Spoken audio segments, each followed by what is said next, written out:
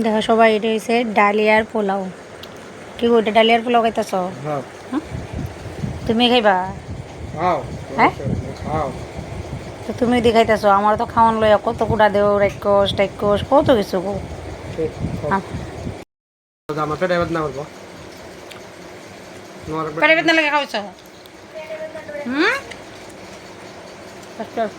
পেটে বেদনা করবো দেখতে বলে খাওয়াইছ।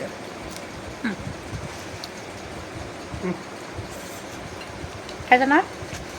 একটু খারাপ করে পেট বেড়ে ভাবতে আসল কথা হয়েছে আদার করে কেরা খাওয়া হয়েছে জানো, একটু আগে একটা ভিডিও কইছিলাম যে রান্না করতে গিয়ে আসলে শ্বশুরটা বেশি একটা ভালো লাগতেছে না, শুধু অর্ডার মারে এটা করো এটা করো।